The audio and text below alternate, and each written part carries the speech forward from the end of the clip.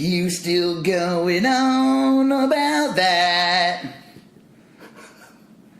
You still going on about that? I feel like I should have a lighter, right? You still going on about that? All right, so this is not at all the 1988 classic Every Rose Has Its Thorn by Poison. This is instead... What is that? It's been a while. Instead, a new composition for our show this evening. Yeah, I mean, I've been working through different original ideas, and we're going to land one at some point. Yeah, I think every we're getting week. closer. But you keep accusing me of plagiarizing harmonies and choruses, melodies, and from popular songs that I'd never heard of. Exactly. Well, it's yes. If you were around in 1988, though, Every Rose Has Its Thorn was like ubiquitous. It was. Yeah, I mean, I was in a coma. I didn't wake up till I was 23. So. Well, we should introduce ourselves. Oh yes. Okay, so I'm Rob Israel, and I'm Joseph Kay. And this is you still going on about that? That's right. Yeah, and tonight we're doing. I'm really excited. You suggested the 1988 classic "They Live." Yes. Yeah, I remember last time we got together and we did our Fight Club episode. Right, not an actual Fight Club. We're not supposed to talk about that. Right, we do that on another night. But you said, what should we do? And I said, well, maybe something horror-ish, you know. And then you came up with They Live. And I was a little disappointed in myself for not having suggested that before. Yeah, I mean, it's something that I feel... Again, I'm sure this movie has been discussed before. Sure. You know. But if you've never heard any two guys talk about They Live before... We're here for you. Well, I wonder. I mean, yes, it's been talked about a lot by a lot of different people. I wonder though how many like younger people are from. I don't think it's achieved that widespread cult status. It's definitely a cult movie, but it's like, yeah, I don't know. It's definitely a tough one. Like, I've like over the years I've told people about it, and it is definitely like an oddity. Like. They talked about remaking this movie before, and I'm like, there's no way in hell they could remake this movie. No. Not in the world we live in, not in the... I mean, it just would not get released in the theater. Like, maybe there'd be, like, something similar to it that would go on, like, Netflix. Yeah. Straight to, like, some streaming service. Yep. But, you know, I mean, that's how most movies, I feel like, if it's not a big superhero, big budget film or some kind of, you know, iconic character or some stupid comedy... It's not going to make it to the theater. Yeah. And this is definitely an oddball film. It's John Carpenter. It's super weird, yeah. It's got horror, but it's really not a horror movie. It's sci-fi, but it's definitely like a political movie. It's super political. Yeah, like very. It's like super beyond, political. Yeah. It's super. Activist. Activist. It is sci-fi and it is horror. It's sci-fi in that there's aliens and people get killed and there's some blood. Yeah. I would say it's horror. I mean, yeah, I guess it would probably get put in like a sci-fi horror section or something. Yeah. Just because it's John Carpenter.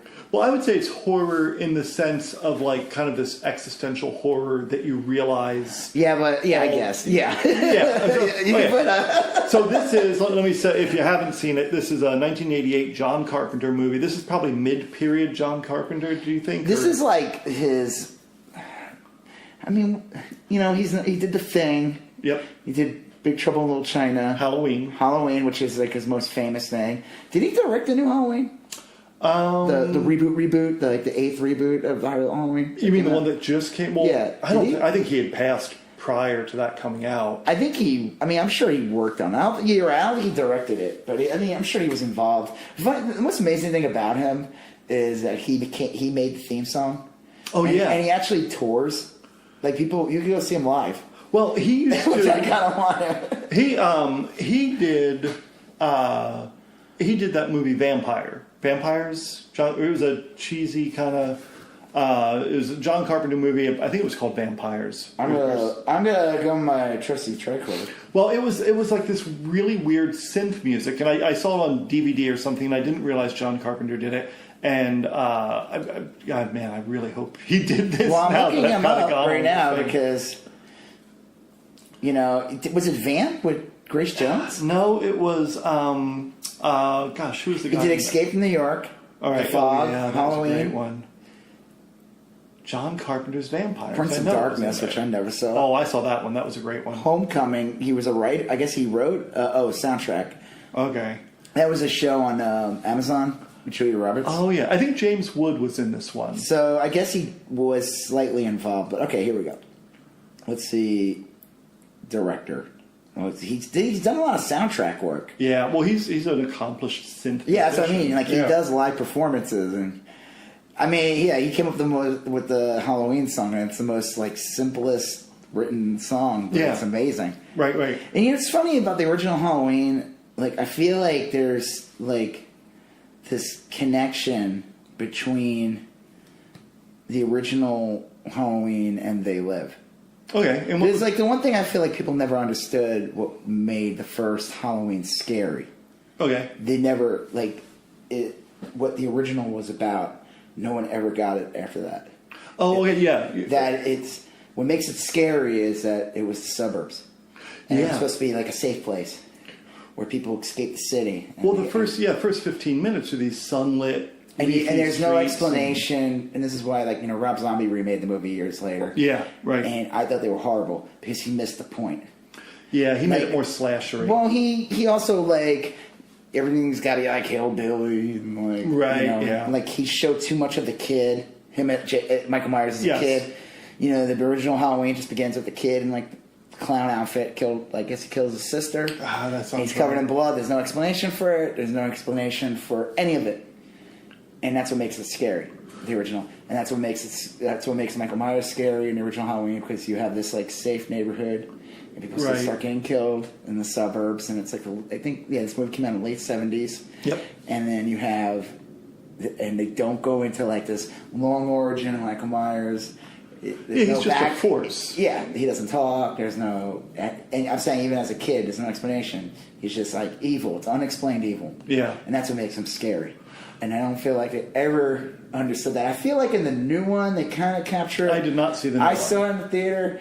Me and my wife went to see it, but it was still goofy as fuck. It was still corny. Like, there was some real stupid. Like, it's amazing how they've had like 13 sequels or something like Right, that, right. and like they rebooted it like twice because they brought It's Jamie Lee been- Curtis yeah. back in '96, I think. Or I whatever. saw that when it was like Halloween. 20 or Yeah. something like that. Yeah. And then there was like Halloween H2O. Which Yeah. always makes me think of the hardcore band H2O. Right. Yeah. Which I don't think they were involved in that Probably project. And then they've done the Rob Zombie ones. Right. Of course, my favorite movie is the Paul Rudd one. Halloween, was he in a It's Halloween? like Halloween 6 or Oh, something. It's no. the Curse of Michael Myers. That sounds I familiar. saw that in the theater. That was probably one of the best movie experiences I ever had. And Paul Rudd was in it? Yeah, young Paul Rudd's in that Wow. movie. It's amazing. Did he look identical to Paul Rudd He still today? looks like Paul Rudd now. Yeah, Paul Rudd doesn't amazing. age. He's He like, is, yeah. what is that famous, the guy with the painting? Dorian Gray. Yeah, he is He's like Dorian the Gray. Oscar He's a Wilde smiling, lovable Dorian Gray without the evil. It's probably like a portrait of like Yeah. this bitter old, like, Paul terrible Rudd. looking, Yeah, disfigured Paul Rudd. Yeah. Yeah. He's still playing that Mac and Me for Conan, like, with old All right. Lindsay. So They Live is mid period John Carpenter. Yeah. And he and it's a story of John Nada, which is kind of like a funny name because he's nothing. Yeah. He's an everyman. Yeah. And he's a drifter. And who was playing him? Rowdy Roddy Piper. Right, And which is amazing. He was a revelation to me as an actor. Yeah. Like legitimately. And he seems homeless or maybe a drifter. He's definitely He's going from marginalized. city to city. He can't get work. Right, He just wants to work. He doesn't want handouts. Right, he's He an wants to- itinerant laborer. Yeah, he's like the everyman of, and it's like, I guess, is the movie supposed to be in the future? It is. I read about that last night. It's out of time, meaning that it's supposed to be in the present day, like slightly more than the present day. Right. Yeah, it's in Los Angeles. There's nothing futuristic going on. I No. mean, it's a regular Stagnant. world. Yes. Yeah, it's funny. I find that interesting. You know how, like, did you see Logan? Yes. Yeah. The one thing, and not to stray too far away, but the one thing I liked the most about Logan was, I think it took place maybe like 20 years in the future. That sounds right. It Yeah. was almost like similar, like where they didn't try to make it look too futuristic. There were a couple little elements in the movie, like the self-driving trucks. Yes. Which sounds like something that is happening. Yeah. They're working on that now anyway. But they didn't make it too far. And I said that it was like, when I saw that in the theater, I said, this is the perfect example of what will happen to the country if Trump is like president for like 8 years. Like, it's just going to show like lack of growth, stagnant. Yes. It's just like nothing really changes. And that's what I liked about Logan. I mean, they could have, he was wearing like a silver suit. Or like all of a sudden, they didn't make the cars look new. Everything just stayed. Yeah, you had to kind of look to notice that Logan was in the future. Not too hard, It was subtle. It was a subtle thing. Like factory farming. There was some equipment. Yeah. Very subtle, and I thought that was very smart on their part, and that's why it reminds me of like the They Live thing, where it's like plays into that. Yeah, and it was funny because like They Live was an '88 film.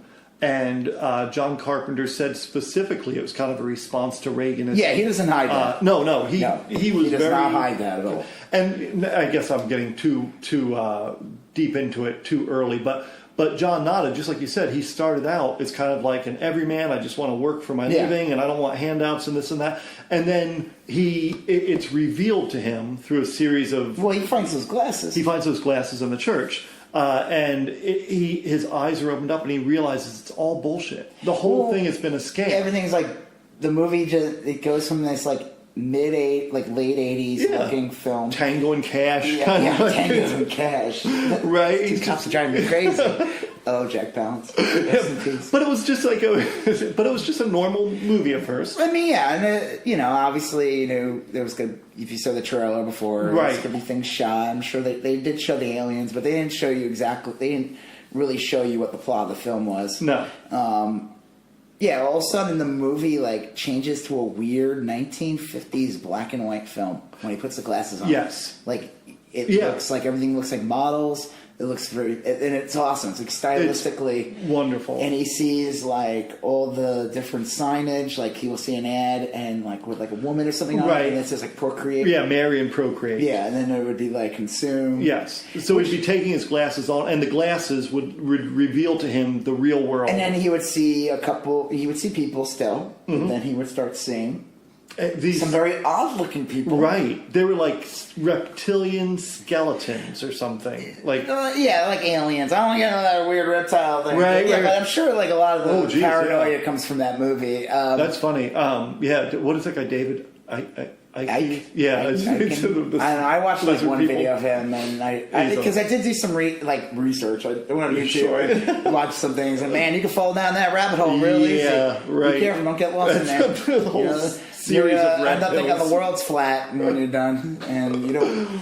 That's not what I don't think that's what the director of They Live was intending. No, but he clearly sees it as like, oh my gosh, aliens have been controlling our planet for some time. That everything is subliminal messages. We're designed to obey, consume, and what I loved about procreate too is when he has the glasses on. It's like almost like the aliens know that he has something on that that he notices them because they'll always be like talking on their and their wristwatch. Yeah, their little wristwatches, and I always found that to be kind of interesting. Well, there's a great scene in where two cops, and almost all the cops are aliens, where two cops catch him in the alleyway, and they know he knows. Like he has the glasses on, the cops, and he sees the drones. Yes, and he sees flying around that no one else sees. It's crazy, and the cops say to him essentially like, "Hey, come with us.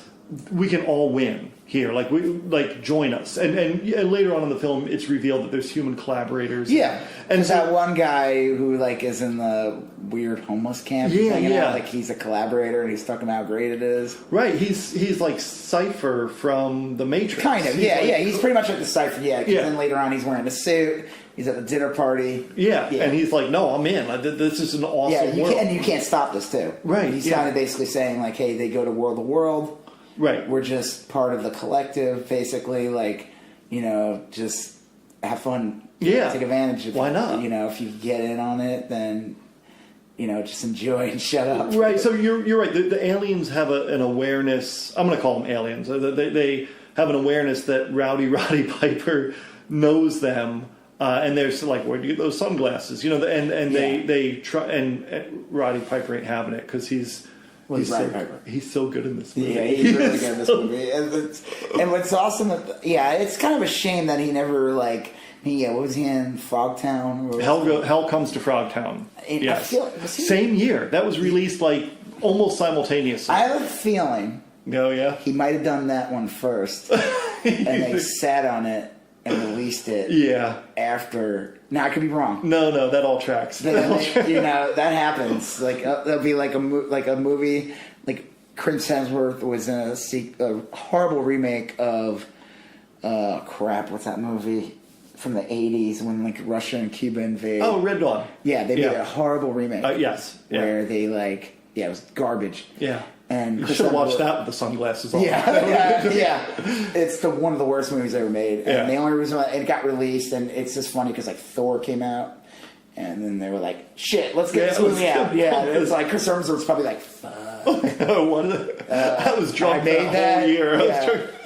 I made that. Well, I looked up Rowdy Roddy Piper's. And when I was growing up, that was when the heyday of WWF. Yeah, he was kind of already he was a heel. On the way. Yeah, he was the bad guy. Yep. He was the heel.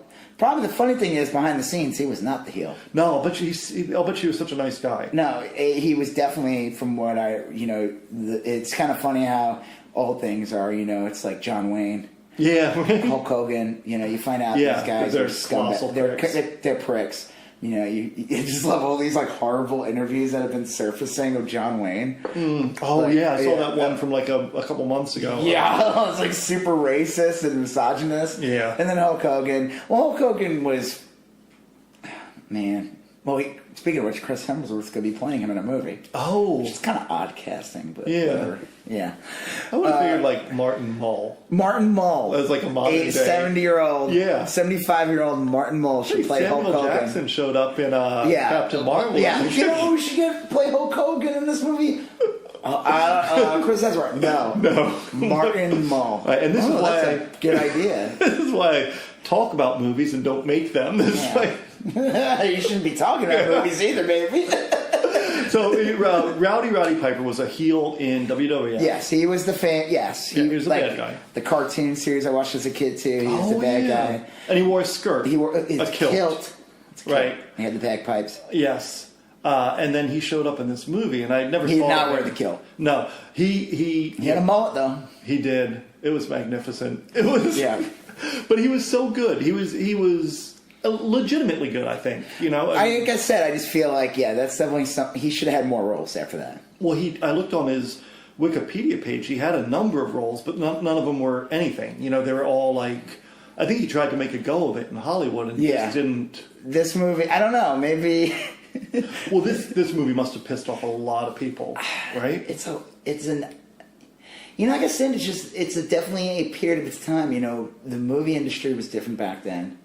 There was they weren't so consolidated, the movie companies, right? And the movie theaters weren't so consolidated. Movie theater, now these days, it's the main studios own the theaters.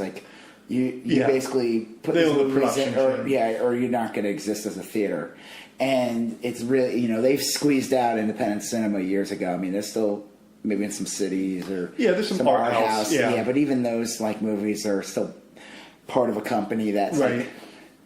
And they'll get squeezed out. I learned all this when I worked at Trauma years ago. Oh, I'll bet. Yeah. I knew. Well, I knew about this beforehand, but I did. He talked about that Lloyd Kaufman. He said they did great in the 80s and 70s because they were able to shop movies around. It wasn't okay, well, every theater has to play E.T. Yeah. I think when Star Wars: The Last Jedi came out, Disney did this thing where it was this. They had this insane mandate. They were they told the theaters you had to have it in the top theater for 6 weeks or something like that, which is more which is very high. And they also the amount of money they took. Oh, they took a higher percentage. Yes. Oh, and they were hey, we got the sequel to right. Star Wars, we're going to take That's advantage probably of this. right around the time they bumped the price of a small popcorn up to $14. Yes. Right? Yeah. That was it. You can blame Ryan Johnson for that, too. For all you guys who hate him. Popcorn's gone up. Yeah, it is. It's okay. So it is remarkable this movie got made. And like I said, it cannot exist today in any, not in a way that would have any impact. Right, because basically what Carpenter was saying is that the wealthy people are evil reptiles who They're are aliens. Yes. See, this is where I get that's like the fantasy versus reality. Right. The one thing I don't like about the movie, though, is that like you're kind of making it's like people suck. You know? It's like you're almost like giving people a pass. Right. People suck. We don't need aliens to make people suck. Yeah. People suck. Like there's people higher society. Yeah. Now, yes, it's an interesting sci-fi thing, and maybe it's a good way to get people to pay attention in some weird way. Right. Like by showing, like, hey, things. There is like this higher group that, and you're being held down. Whatever, but. And it's fun, it's aliens, so it adds to the horror element. Right. But I just think you're giving humans a pass. Well, okay, we don't need space creatures to make us suck. We do a fine job on it our own. Well, this movie was based off a short story. It was written like in 1963 or something. Really? A long time ago. Yeah. And it was called 8 o'clock in the morning, and I forget the author's name. But he didn't have a lot of popular work that I don't recall him, and it was basically the same story. He was like watching a movie, and he somehow got like unhypnotized, and he started seeing these snake-like creatures. Now in the movie, in the book. Okay. Well, in the short story, it's like 6 pages long. Okay, and he basically does a number on the aliens. Then he dies at the end. And it's the exact same movie, but without any of the political overtones. They're called fascinators. They're just evil aliens, and they're out to they're eating people. That specific piece is the thing that inspired this movie. Yes, and John Carpenter says that. Yep, he says it, and it's even when you look in the short story, it's so clear. He sees like signs that say obey and consume. I mean, there's been like. Secret societies and any type of thing where people and it's revealed that the people who are in the secret society are ghouls. And I saw a Tales of the Crypt episode years ago. Right. Everybody was a ghoul in the end. And it seems like this in the 60s. It seems like that wave of political paranoia thing, like body snatchers and the parallax. Well, wasn't the body snatchers a response to McCarthyism? Yeah, I think so. And the zombie movies kind of fall in that genre. But Carpenter read that short story, wanted to turn it into a movie, and then added all the anti-Reagan stuff on top of it. Well, yeah, I mean, 88, you had 8 full years of Reagan. Yeah. And he didn't get out till, beginning of 89, so you weren't done with him yet. Right. And, I'm sure there'll be people today who still say he's the best president ever. Oh, and, yeah. Yeah, and they mythologize him, they make him out to, and everybody's it's like Reagan's become this bizarre even Reagan wouldn't do what Trump's doing. You know what? I think Reagan would do what Trump's doing because Reagan, Reagan was he was a cipher. I mean, he would do what the he was an actor. He was a Hollywood actor. I always loved that. The one thing conservatives, they always attack the left, the Hollywood elite, and what do? They glom onto actors. Yeah, Schwarzenegger, Trump, who's a game show host. He was a game show host. Reagan. The one thing, I'll give this to Reagan though, at least. Difference between him and Trump, big difference. He liked jelly beans. He did, and he had a dog. Oh yeah, and all right. The folds in his neck were a little bit more nicer. No, the big difference was that he had actual political he. Yeah, he was an actor, but he was the head of the Screen Actors Guild or something. Yeah, the union, which is the SAG. Yeah. And then he was governor. He was governor of California, and he ran. And the funny thing is, he ran 3 times for president. Yeah, he lost. He lost to Ford. In right, 76. that's right. Yep, but it was close. Yeah. And then and I think he might have ran it. I don't know. I mean, Nixon was in 72. Right. But he did make, well, I don't know. It's kind of weird. It's easy to kind of like look up. I never thought I'd say this, but it's easy to kind of look on Reagan fondly now. I guess. In comparison, if you just ignore AIDS, Contra. Gosh, yeah. the racist war on drugs. He did give us Oliver North. Oliver North. He's still a gift. He just keeps on giving Oliver North. He's still out there. He's still out there, huh? Yeah. Well, okay, so Reagan was like that was a very. It was a response to Reagan. Yeah, it was a response. And he said to Thatcher too. Yeah, Reagan and Thatcher were like joint the hip. They were, and they represented kind of this like a new kind of like austerity based conservatism. I would almost. There's probably people in England probably say that Thatcher was worse. Oh, I believe they would. Yeah. I mean, not that I have like firsthand knowledge. Yeah, I know. I'm not from England. I don't know.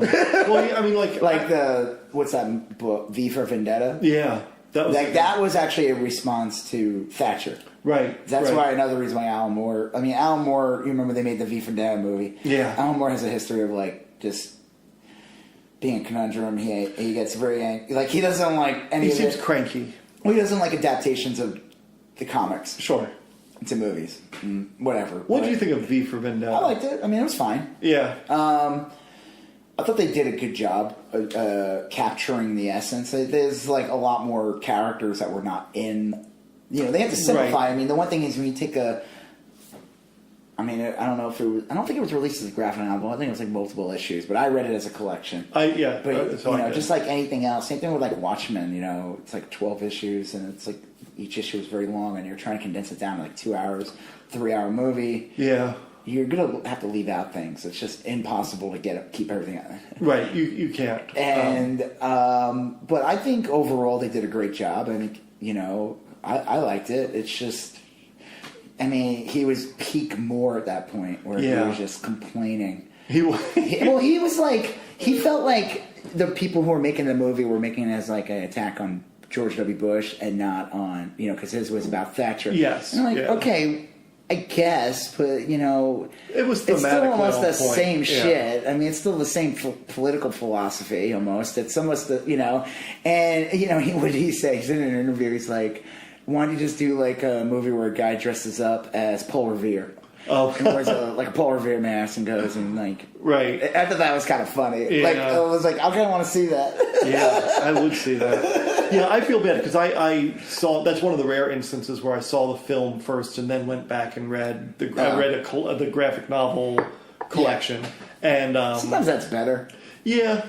Yeah. Not going in there with like a preconceived bias notion. or whatever, and me today, like me versus like years ago when I was a kid, like, but now with the special effects and everything, they could like capture the comics, and I feel like over the years the companies have not stuck to their continuities or their like what's traditional about the characters. That to me, I don't even care. If the movie's good, that's all that matters. It's like everybody has to complain still. Like, no, you're right. But when they make like a dumb change to something, that's when I'm like, that's stupid. That's not like I don't care if they recast somebody a different race or gender. I don't care. Right. Like if it makes the movie better, or if the actor actress is really good, that's fine. It's like I always like Doctor Strange. My favorite was the ancient one, right? Okay. So this is like one of these funny things where you can't win by today's standards, and this is what feeds into like. Oh yeah. So like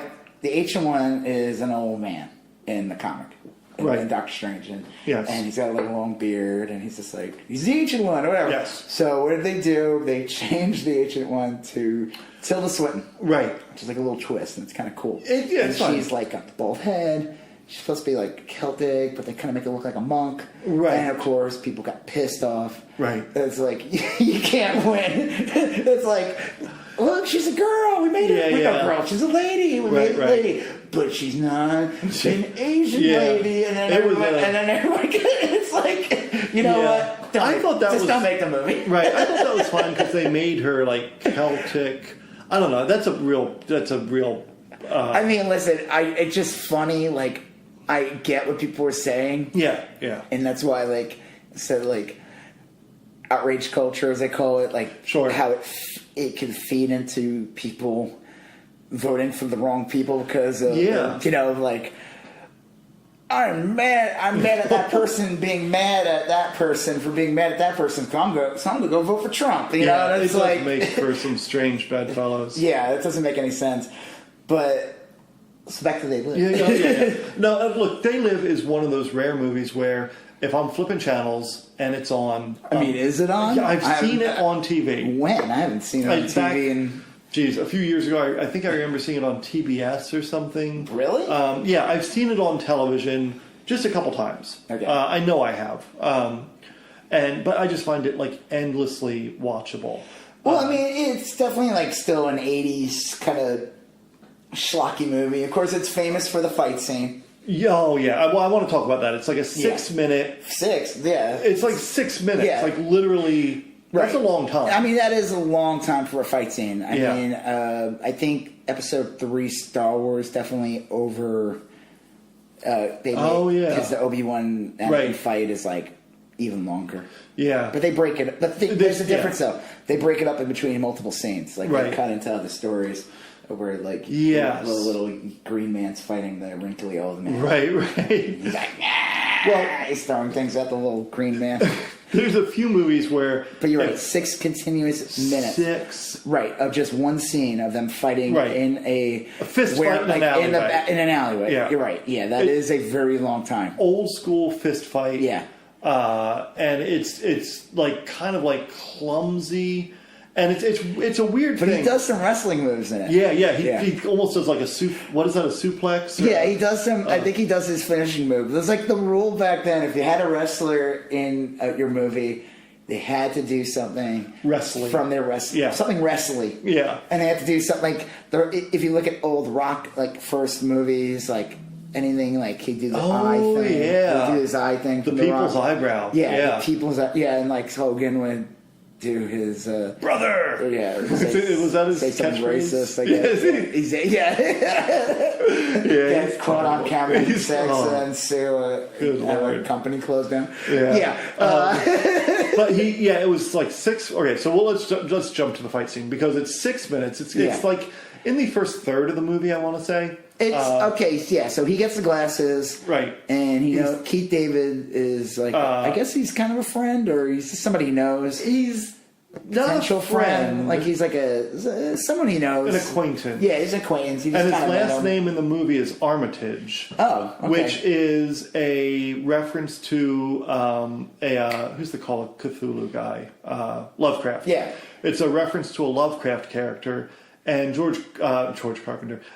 George Carpenter. Carpenter wrote the screenplay and credited it to the character Armitage in the film because he didn't want to write this. He did the screenplay with his wife, and there was some weirdness there. But so Keith David's in it, and he's fighting. I'm sorry. Well, I mean that's just he's trying to get him to put the glasses on.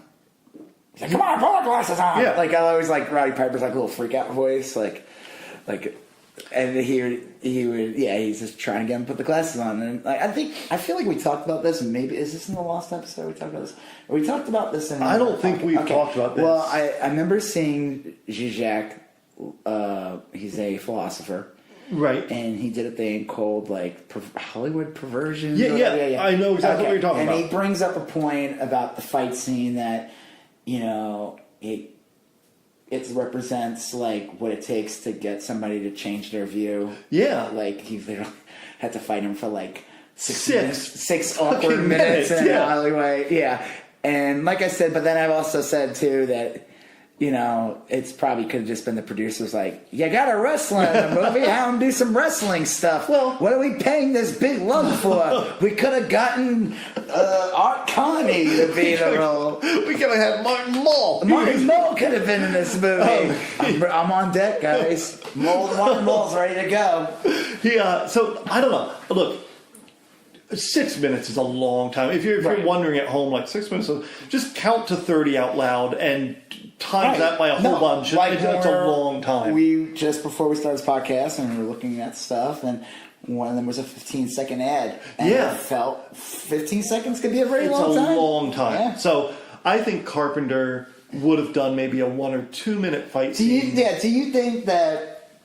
See, I didn't watch enough interviews about that fight scene, but Yeah. do you think that is the producers saying, "Hey, you got a wrestler here"?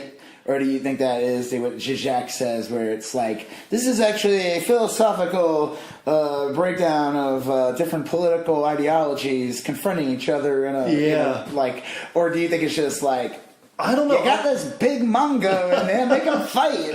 No, I think, and look, What are we paying this guy for? I certainly don't know this for a fact. I didn't read this. Yeah. But I'm asking you what you think. I think Carpenter wanted it to be more like that. I think he wanted to show the struggle of opening your eyes. Sure. Yeah, I do. Look, I think they would have edited that scene. you think? No, I think. I don't know. Okay, look, and I watched the fight scene. You can watch the fight scene on YouTube. Yeah, and it's been parodied. South yes. Park made it. It's a really funny parody of that. Oh yeah. God, I forgot about that. But it's a funny fight scene. I mean, there's like parts of it that are kind of like realistic. Yeah. You know, like a naturalistic. Like if you ever really watch a fight, like, you know, like two guys in a parking lot fight, it's clumsy and it's awkward. Because that's what a fight is. That's what a fight is. See, that's what I liked about, get off course from... The one thing I liked about Force Awakens and Star Wars... I thought you were going to say Roadhouse, but go ahead. The one thing same thing. Patrick Swayze was in Force Awakens too, right? Yes, he was... Even though he was dead for a couple of years at this point. He was Qui-Gon dancing or something. Yes. Okay.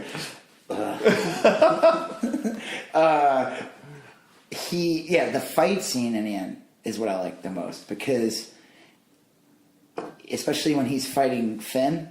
Okay, yeah. It's not choreographed. I mean, it is choreographed in that they probably... Oh, I'm sure But the one thing that was like the prequels, everything, all their fighting is so it's like so overtly choreographed. Yeah. It's so like showy. Like, no one does this. No. Get the fuck out of here. Like, Darth Maul's doing these like little spins and pirouettes dances. And Yeah. Like, he should have had a ribbon. Like, done a ribbon dancing, you know? And the one thing I liked about with Episode 7's fighting, it was sloppy as fuck. It was, in a good way. Yeah, in a good way. It felt like a real fight. Mm-hmm. It was like aggressive, and it was like, it wasn't just like, oh, look at this little angle. Pirouettes. No, you're 100% right. It wasn't a river dance fight. Well, ribbon. Michael Flat. Or a river dance. Oh, I thought you were going like a Michael Flatley. Lord dance, It was, the fight, like, look, there's 6 minutes, so you can, like, parse it out in a bunch of... Parts of it were, like, really naturalistic and gritty, and I'm like, oh, that's what a fight looks like, really. Yeah. And then parts were, like, very funny and awkward, like the suplex and the wrestling kind of moves. And that's towards the end of it. Yeah. That's the finishing move. And parts of it were, like... I guess none of it looked terribly fake, but, like, you could tell they were... Look, I not Star Trek TV series. No, fake. but when I got home today from work, I watched another video on it, and they said they shot that over 3 weeks. It took them 3 weeks to shoot that fight scene. The fight scene. Oh God, I would have been like, kill me. Now I'm sure they were doing other things at the time. Yeah. I mean, they probably had like an A crew and a B crew. No way they were just filming that 3 weeks. I mean, every day you show up to work. Kill me. I just like day 3. I'll put on the glasses. Yeah, day 3. Yeah, I'm putting on the glasses. I'm no. They're like, no, you don't have to do that yet. No. Carpenter, I have an idea. Look, what if he puts on the glasses right away? Yeah. What if he's like, I don't want to do this, and he's like, come on, and we're like, all right, I'll do it. Like, because this is basically... If you ask nice. No, but this isn't exactly the choice Morpheus offered Neo, but it's thematically the same but choice. don't you feel like... Yeah, it is almost the same thing. It's a similar Because thing. Once you put on the glasses, your life changes. Yeah. Once he puts on glasses, he's like, what the fuck? And, right. then it's like... But then again, that's each refusal to understand or look into something. And if you say, like, this person's terrible, and this is why, but you're like, no, this person's great. Right. It's like that priest that, like, does the stuff, or that famous singer that does the stuff. Right. And then you're like, no, there's evidence. And you're like, no, I refuse. Yeah, I got to throw my whole CD collection. Right. But... So, like, do you feel like... We talked about, obviously, we had a whole episode dedicated to Matrix, but do you feel like Neo... Like I said, we talked about how I said, like, when he tells him his life's fake, he doesn't bring up his youth, he doesn't bring up his childhood, he doesn't bring up any family, right. he doesn't bring up anything. Yeah. He's just like an empty vessel. He's like a cutout, yeah. Well, so was Nada, John Nada. Right, but Nada already has the glasses. He's already convinced. He's Morpheus in the scene. Keith David, not his Armitage, voice, is Neo. Right. And do you feel like Neo literally puts up like no fight whatsoever? Yeah. Well, in the Matrix, Neo's just like, okay. I mean, basically. Sure, dude. Yeah. Whoa. I know Matrix. Yeah, I know Matrix. Yeah. Well, like, yes, but I think though that like, it's funny because like Neo had a general sense of unease throughout his entire existence. Right. So he always knew something was a little something was off. Right. And I don't think Rowdy Piper, or Armitage knew. I don't think they had an inkling that something was off. I think they were just going through life day by day. Yeah. And I don't think that they had that unease that Neo had. Well, again, he's an. The difference though is that Nada is a accidental. He accidentally puts them on. He doesn't seek it out. He doesn't. Nope. He does. He just accidentally. He just puts on these glasses, and he's like, "What the fuck?" Yeah. So he's like, he didn't like. He wasn't looking for it. No, it wasn't. So it wasn't. That's like why. that's why it's much different. Yeah. Armitage, because he is being forced. He is being. Yeah. Like he's trying to convince him. Why didn't he just put on the glasses for a second? Well, like, again, that's why, like that philosopher says, it's like it makes you look no at sense. it. Well, and then I guess, but at the same time, you're just like, well, I don't want to put them on. Like I know, but like some people, they get like that. People, I know, you're like, come on, drink this beer. You're like, no, I don't want it. Right, and then you dig in because and then it just turns, it just blows up and becomes something. I mean, that's a normal human thing, and it's that's true. It's something that could become very silly. Yeah, no, that's true. I get. So yeah, it's like I said, they finally puts the glasses on. Right. And, Keith David's carried Armitage. And like I said, his world's completely changed. It's like Neo wakes up in the vat of goo. It's almost kind of the same thing. I mean, like, you go through your life, and even if it's not great or not, and then someone, like, forces you something, and your eyes, you just, his life's totally different. He's like, what the fuck, sees things flying in the sky. It's crazy, and he doesn't see without the glasses on. He sees signs. So, do you ever see? What's it called? It's Emilio Estevez early. Oh yeah, Repo Man. Yeah, and what's funny is, I mean, that movie had all that stuff in it. It did. It was just like a weird artsy movie. It's so good. It's a good movie. It's odd as hell. Amazing soundtrack. You ever think of one of the Plate best of soundtracks. Shrimp? Oh yeah, it had an amazing soundtrack. Right. And I think someone from the Circle Jerks, one of them is like in the band. Like one of the band members is in the movie, plays like his friend, and I swore he was like I forgot the guy's name. He's in. I think he was in Circle Jerks or something. Okay. So it's big nerd, and he's playing like almost like a proto Napoleon Dynamite. Oh, okay. In Repo Man. I haven't seen Repo Man in a long time. I remember there was a movie called Repo Man that came out with like Jude Law. That's crap. And I was real excited at the time. I was like, oh, maybe they're going to remake Repo Man. They should not remake. No. That's another one you can't remake either. It was so good. What's great about Repo Man is, like I said, it's an odd movie. It's like aliens. I remember watching it on cable as a kid and being like, "What the fuck's going on?" Yeah, I got into it all there. Of course, it's like if you like punk, it's like you gotta like this movie because it kind of comes with the kit. That's I remember getting into like Circle Jerks and Descendants and a few other bands. Maybe you was some Descendants in this guy. Well, and then that movie came up and you had to watch that movie. Yeah, and I want to say Suburbia, not the crappy one from the 90s, but the one that had fleas in it. Right. Oh, yeah, it's a Roger Corman film. Yeah. That's another, like, punks and everything in California. Right. But Repo Man has, what's famous about it is, like, everything is, like, super generic. Yes. Like, they'll be eating out of a can that just says meat. Right. Or he drinks a can of beer and it just says beer or something. Yeah. And that movie came out, like, 7 years before. Yeah, I think it came out, like, early 80s. Like Must have. Yeah. It comes out years before. Was that Alex Cox or Alec Cox? Something like that. It's the same guy who did Sid and Nancy, I think. I think so, yeah. Yeah.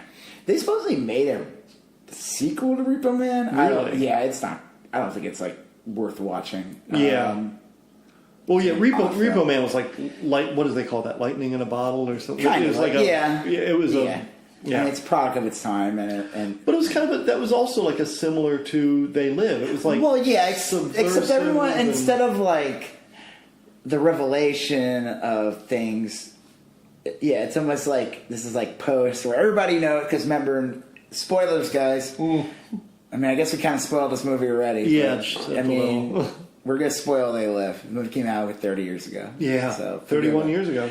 So there's a signal in the studio. There's a signal. Right.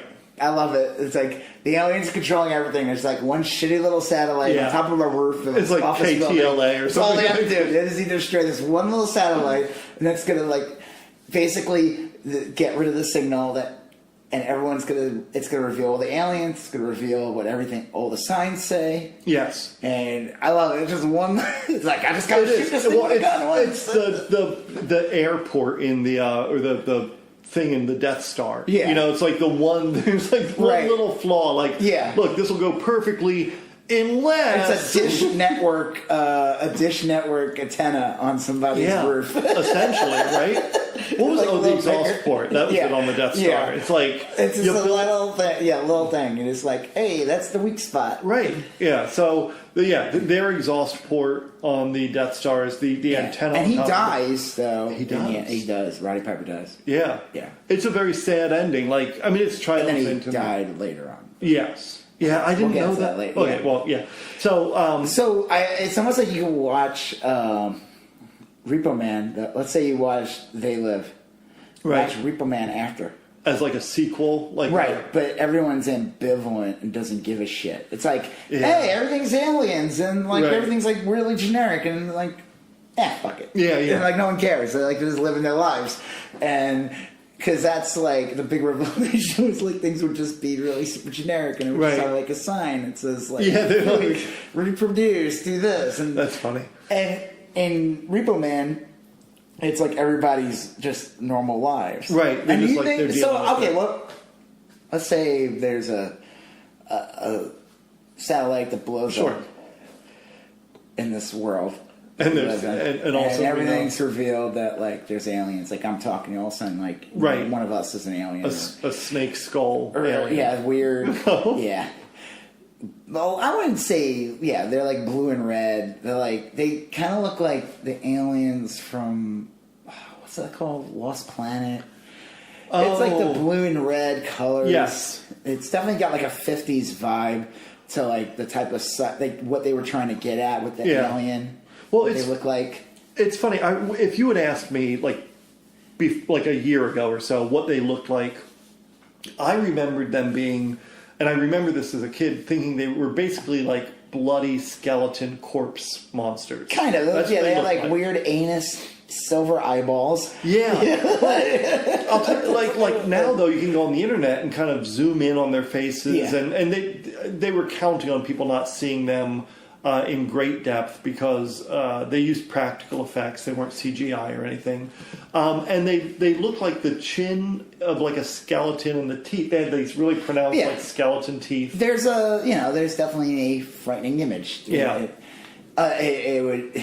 Well, there's like one scene at the end. Remember where it's like a man it ends on a little like you get this movie. It's serious, and it just ends with like this corny punchline where like the woman's having a one night stand or maybe they've been together. Sure. And it's revealed that the guy is an alien. He's like, "Hey, baby, what's wrong?" Yeah. And it just credits roll. It was so, it was so tonally. I remember I was at junior high or something like that. And someone told me about that scene. Oh, okay. And they said, I don't know if I saw the movie yet, but I just started cracking up, and I was like, I want to see this. That was like 11 or something. Well, I saw it in the theater, and well, you are a little older than me. Yeah, this was and I would have told you I was in high school, but this was my first year out of high school.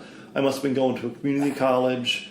I was in a daycare. So yeah, I'm not that. No, I'm not that young. No, it was my first year in college, and I remember it makes sense because for like a year or two, I saw movies constantly. Yeah, I just like always going to the theater, and I think with this one, I went with a girl, not a girlfriend, but a girl who was my friend, and she would always bring in friend zoned. Well, she would bring in a big purse.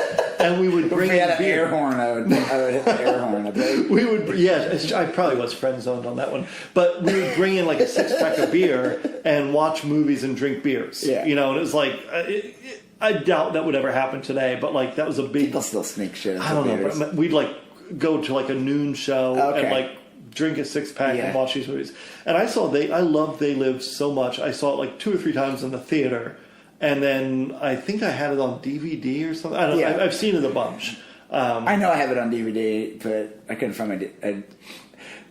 There was a DVD player in my living room, so I didn't watch it. Yeah, but okay, so like the whole movie goes, and I don't want to say it's a serious movie, but it's like a it's serious-ish. It has serious subject matter, but it's definitely campy, and it's got there's 2 funny things, and one works beautifully, and one I think is flat, and the one we just talked about I think fell flat. The ending, yes, it's a little corny. It's corny. It doesn't jive. I mean, you got like this guy who died, sacrificed himself. Everyone wakes up, and then it just ends on it. Hey, baby, what's wrong? Yeah. The credits roll. Yeah, I mean, I guess this is like this fucking sleazy dude. It is. It's always in the like middle of coitus. Right, it's like a David Caruso CSI Miami scene. Like, you almost hear like Who playing in the background. Yeah. It was flat. I mean, it was funny.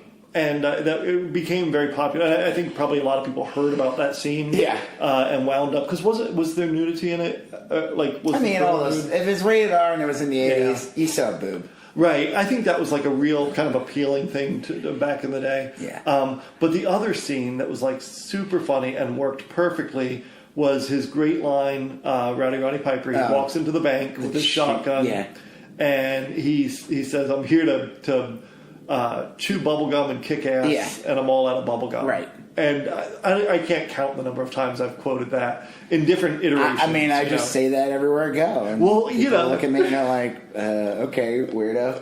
Well, I'll say like I'm here to chew bubblegum and then do some random other thing. Right. And I'm always out of bubblegum when I say that. And it's a gift that keeps giving. Yeah, sure sounds like I'm it. like reevaluating my maybe this isn't that funny. All the times now that I think about this, it's like I put on the glasses and I've seen the humor. From the perspective, everybody just kind of goes, yeah, Joseph. Okay. I've red pilled myself you just red pilled for my glasses. Right. So it was a weird one. It was a serious movie, but then it ended on that kind of abruptly odd thing, and it was sad. Like the ending, it wasn't sad, but it was like, it wasn't a happy ending. No, you know? I mean, again, it's like, where does it go? And that's why I said you could like. It's almost like, I mean, you don't have to watch Repo Man, but watch Repo Man after that. It would be the aftermath of kind of. If no one gave a fuck, right? Which is probably that's what I was saying earlier. I was saying, let's say it was reveal. How many people would single care? Or break? Yeah, like, would anyone care? Like, to me, like, Trump is, like, the perfect example of that. Because what he does is every time he goes on TV, he says something, and, like, something out of character, something that is, like, not ever been acceptable before. Like, modern airplanes are too advanced. Yeah, that's one. Right. But then what happens is people start talking about it. Right. The media has to repeat it, and they start talking about it, and they start questioning it. And they get an expert on there, and they have to evaluate it, and then all of a sudden it becomes planes are too complicated. And you're next thing you know, it's fucking 19 hours to Chicago, and you're flying in a biplane or something. Yeah, it's like... But, right, I mean, it's like... So, let's say you woke up. I always love these people who, like, people who have, like, guns or whatever. They claim they're gonna, like, we're gonna start a revolution! Yeah. And it's like, no, you're not. Yeah, probably not. No, probably not. You're not. Like, you're just like you're an enthusiastic collector. And that's fine. And for the people in the militias, you got like, it's like a social club, you know? Right. I mean, you got guns and maybe it's a little scary and... No, but it's really like... Functionally, it's no different than golfing, I suppose. Yeah, I guess. You can kill someone with a golf club. You can go into school and murder 75 people at once with one golf club. Kill people. Right, that's right. People kill people, not golf clubs. Right. You're right, true. Hey, I knew a guy who could hit 500 golf balls a minute. And, did he have a bump putter? Yeah, we're trying to make those illegal. Yeah, good luck. But I mean, like, honestly, like, let's say it was revealed that the world was aliens. Like, I would imagine that there would still be 50% of the population that would not even they wouldn't accept it. Oh yeah, they wouldn't believe it. Yeah. There would be another that wouldn't be like, Right. whatever. They'd be the outraged ones. They would write something, they would tweet something. Yeah. And the aliens in there would just be like, huh. This is unexpected. I thought this was going to be rough, but man, these people were like, this was easier than I thought. I don't know why. We were in disguise for how many years? Yeah, we were doing this for like 150 years now. Putting up with this fucking ruse. You know how much stress it's been on me? What is the, like, in the short story, the 6-page short story, the aliens were eating people. And that's what... They don't eat people, though. What do they do in the movie? I don't remember that at all. They're just taking resources. But like they're just there like coal or water. Yeah, I mean they're just there to take the resources of the planet. They're like a corporation. Yeah, like the guy explains, they go from planet to planet. Right, Earth is not the only other planet. Yeah, I remember multiple that planets. They go, and they show like the guy he gets on like a portal. Remember right? That? Yes. And he's like a yuppie alien. Yes. And he just goes to the next. He's probably just going to go to the next planet and do right. business there. I mean, they're just doing their business. Well, and it's like, hey, what are you doing for lunch? Bob Zark? Right. I don't know. Chris Mike Zog. Yeah, they gotta add. You gotta make an alien. Sure. What about you, Tom Zlog? and well, I don't know. Let me go ask Jimmy Yak. Well, okay. So I do remember that now, and I'll tell you. Did you watch the trailer to the movie at all? Like, okay, the trailer really plays up the sci-fi part. Yeah. Like, well, it is a sci-fi movie, but. To a point. It is, but like I would say, if you watch the film, like it plays up the aliens, and I mean they reveal the aliens in the trailer. Yes, like the very first scene in the trailer is like a UFO or something. Like I don't right, really but they don't. What they don't reveal is what the overall, the real surprise is. What the plot is. Right. Yeah. The political undertone. Yeah, like your life's not under control or whatever. And, yeah. Well, it's funny you say that because the other thing I watched, and it sounds like I did a ton of research. I maybe looked at stuff for like a half hour total. But the other thing I watched was like a little clip of Carpenter saying that all of his movies up until that point, that the interview was done at the time of this movie, he said were about people placed in circumstances under which they had no control. And he said that's my shtick. Is like Halloween was like that. Yeah. And you had talked about that earlier tonight. And They Live is like that. These people just wake up, Jamie Lee Curtis, Rowdy Piper, and everything's fucked up and they can't do anything about it. I saw the same thing in Big Trouble in Little China. Oh, yeah. Right?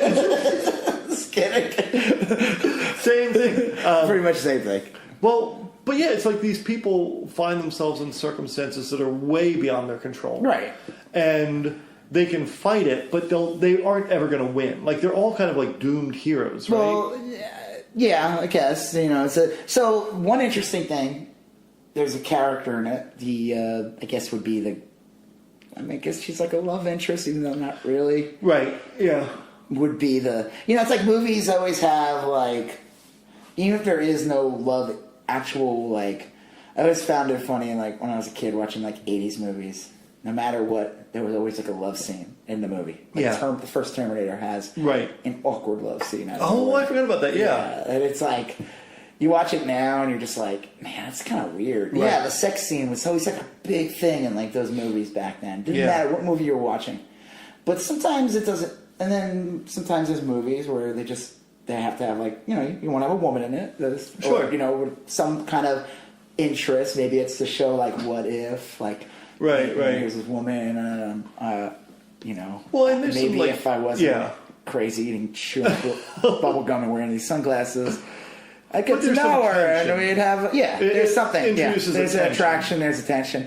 She is supposed to be like a middle class person. That sounds right, yeah. And she's like, works for the studio that basically like has a signal on her. Right, there's sedating or anesthetizing, yeah. And I guess she's kind of getting... Does she portray him in the end, though? I was not able to watch the whole movie. I probably watched about 40 minutes worth of it through various YouTube clips. She does become... I think she proves herself in the end, but she is kind of untrustworthy. Right. She is always about to betray him. Yeah. Yeah. She's like the girl in Running Man. Yes. I was going to say, it's like very similar. Came out... Actually, I guess this one came out after. Well, no, Running Man's 87. Okay, right? so yeah. Yeah, I thought I said it when we were talking about Schwarzenegger in that podcast.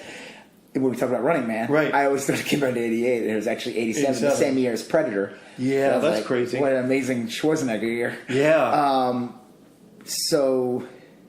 Yeah, she has a similar dynamic. Similar dynamic, because she's, again, the Maria Conchita. Her character is kind of like entrenched, too.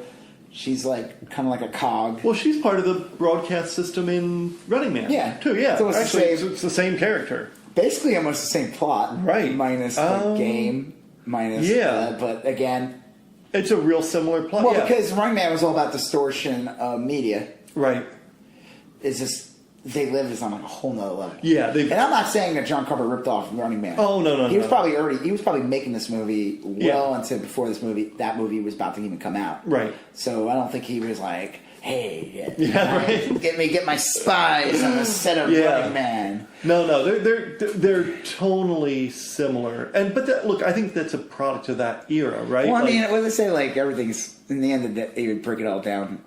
It's like 6 stories. Yeah, right. That's true. Yeah, there's only a few stories to be told. This is one of them.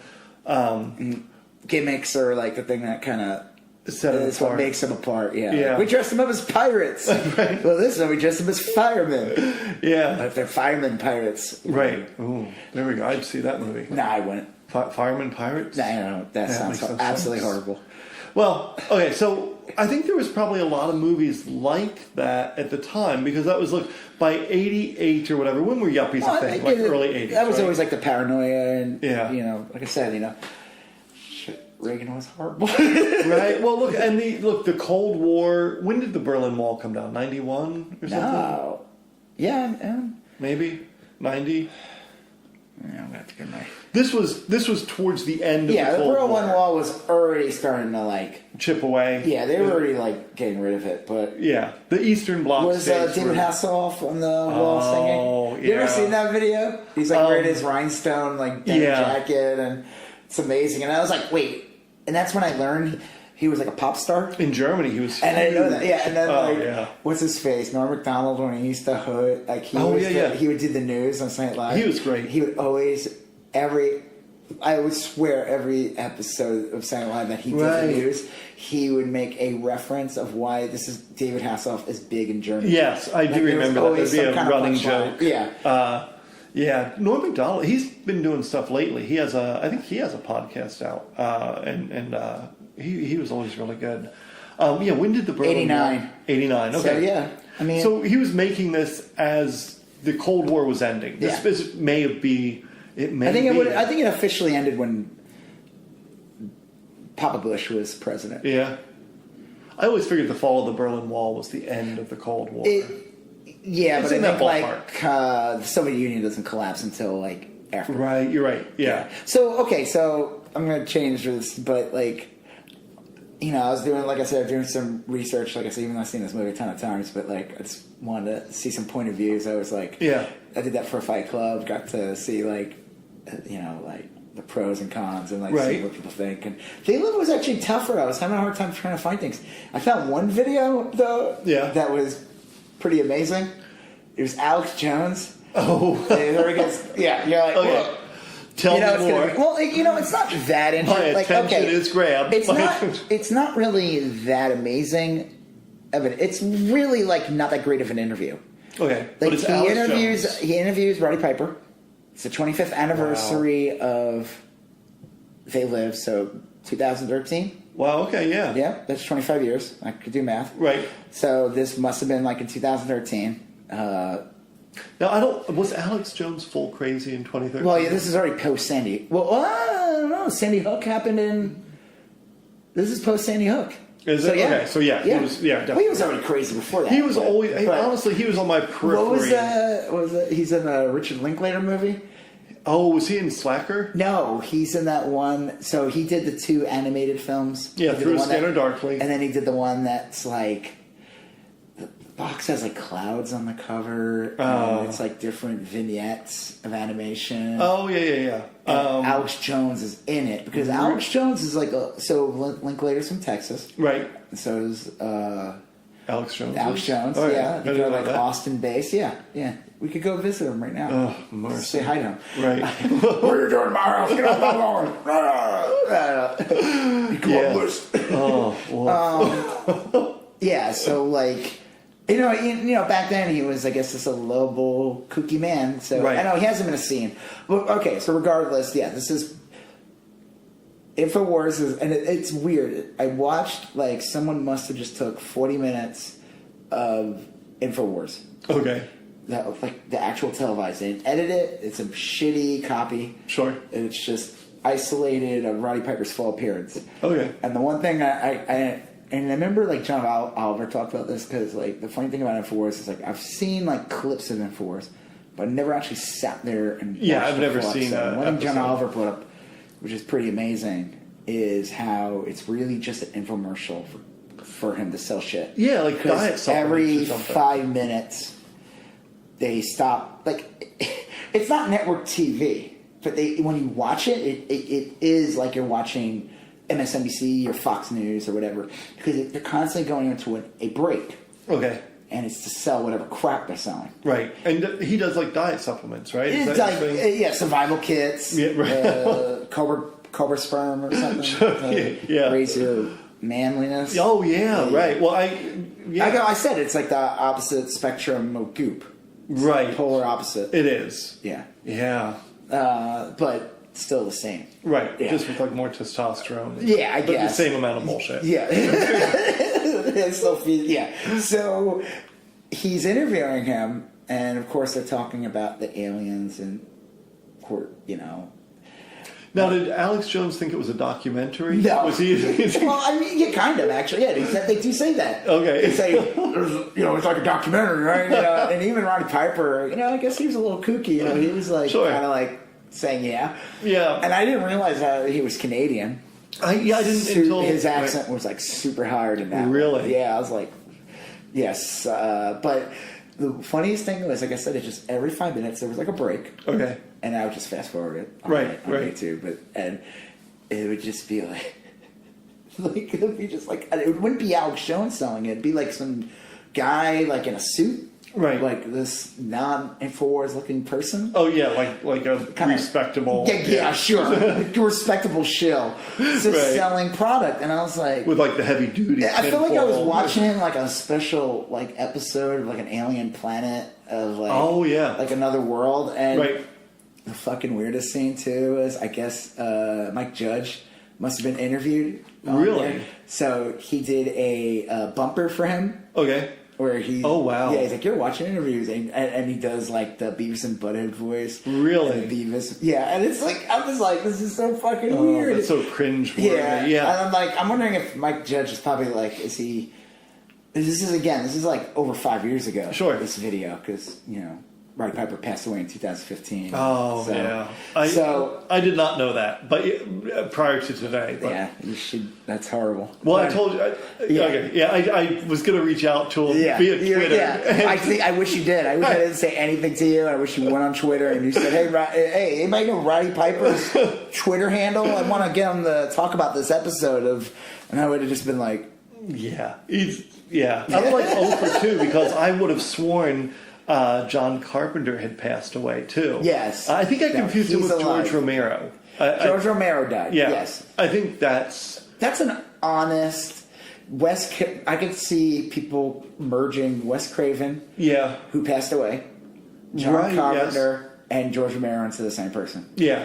Now, I'm sure, and there would be people who would say that's blasphemous. Yeah. But to the regular, everyday person, But they're all like 80s horror icons. 70s, 60s. So, yeah, 60s, they're they're iconic, and they all make things in the same wheelhouse roughly the of same things. genre. Yeah. Yeah. Right. So, and they're all white. They're all humans. They have, they're all humans, Right, as males. far as we know. Yeah. And one of them might have been a They Live alien. Right. Yeah. Right. So in this interview, my favorite part of the interview is some guy calls up, like Roddy Piper on. Oh, okay, yeah. Someone's audience member's going to ask Roddy Piper. Oh my God, no! It was like the most.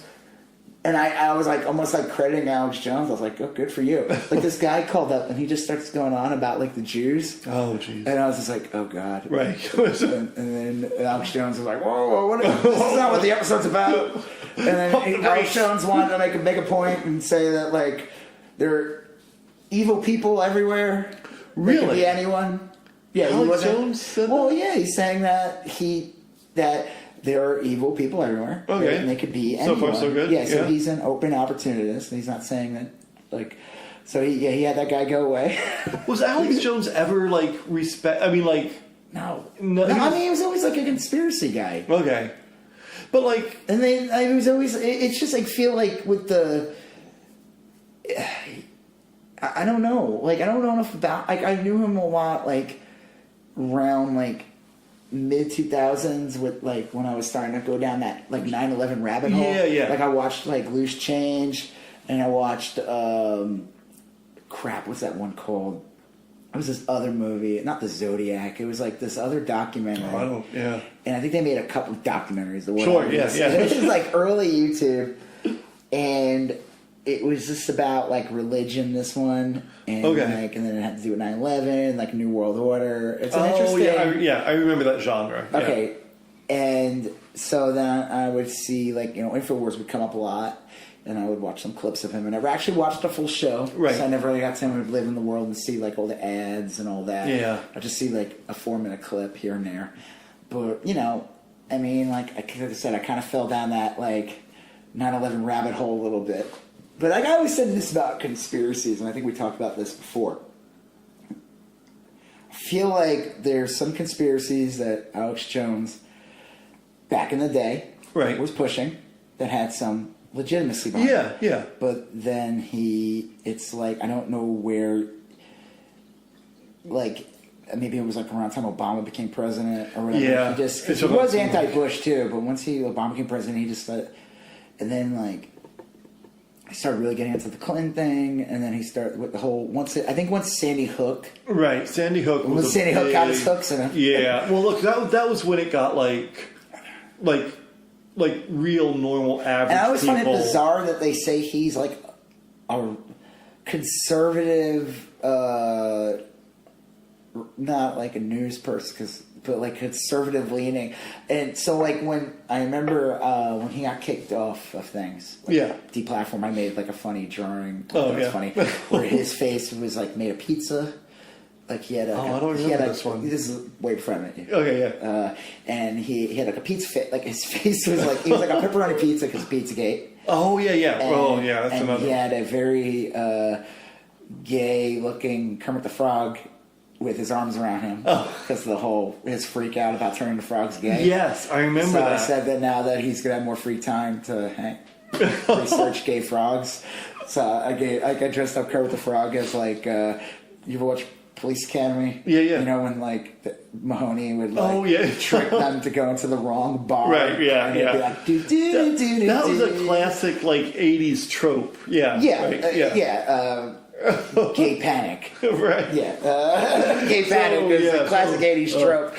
The leather daddy bar they would go into. They would have the Blue Oyster Cult. So, and I dressed them up like that. And I just remember people got really, like, I don't know. Again, I don't know who these fucking people are or whatever. But some of these people were like, I think it's really wrong that he'd be removed. Or they're trying to quiet conservative people down. I'm like, well, hold on a second. You consider Alex Jones a conservative? You want to be associated with this guy? Like, you want this guy to say, like I get the Fox News thing. I get the Rush Limbaugh thing. Sure. But you're saying that this guy is one of the conservative voices that are being quieted. And I was just like, you sure about that? Right, you really wanna hold on to that one? But then he started getting into like the whole Trump thing. So like when he was interviewing, and I realized when I was watching the interview, I was like, okay, well this is pre-Trump. Yeah. This is like, I mean, he's interviewing. This is 2013. Yeah, so this is 2 years before. I mean, Trump was already threatening to run for president. Right. But this was like, he wasn't running in 15 yet, so this wasn't Alex Jones Trump. Right. So, but I just found it really interesting. He's talking about New World Order and all this stuff, and he's talking about like the rich and powerful, and like how he feels like what he was saying was he just thinks there's like a 10% of the population of the planet has no empathy. They're evil. Okay. I mean, there are people who have no empathy. That's sure, a yeah. fact. Well, yeah. There's look. That, I don't people. even think that's maybe too far off base. Yeah, right? it's probably more than 10%. Yeah, yeah. Some people don't have empathy for other reasons. Some people can't process things, and there are just some people who are sociopaths. Yeah, right. So I get the point he was making, but I was just like, okay, well, how does one person go from talking about New World Order and all that stuff, and then say, oh yeah, Trump, that's my guy. Yeah. Yeah, he's the answer to all the things that I've been against. He's the guy that's going to fix that. Right. That sounds really weird. I would say that he got body snatched. Yeah. Oh, yeah. Alex Jones. Yeah. Right. And then that'd be funny. Or he's that guy in They Live who's Yeah. now has the Rolex, and he's like, "Hey, man, Yeah, that was so cool." Yeah, just play along. And what's You'll do funny fine. is because like a year or two into the Trump presidency, Alex Jones was like, I saw a clip of him talking about he's like wearing Rolexes because he's like his network's getting bigger, he's Yes. getting richer, and he's just like, oh, well, you see, I'm wearing these Rolexes because I can afford. I don't know. He's like trying to make excuses for why he could dress. It was really funny, and it was just like, yeah, that's not going to work, buddy. It was weird, like that late '80s end of the Cold War, kind of the yuppies had kind of come, and that trickle down economics didn't work, and people were starting to see behind the curtain. You know, they were getting the glasses on and seeing like, man, this is not quite working the way it was supposed to work for everyone. There was a bunch of movies like that. I think They Live is probably the easiest one to capture. But yeah, that and Alex Jones and the rest of them. Well, I just don't understand how somebody could be so like anti like New World Order, being like, because like something like They Live would be like red meat to this guy. Yeah. And then back a horse that is literally one of those They Live aliens. One of those, he is literally one of those. Like, if you were to say, like, I mean, again, I'm not saying that there's aliens. I'm not saying there's lizard people. Not a lizard person. People just suck. Right. They're just people who have no empathy, or they live in a bubble. They're very, whatever.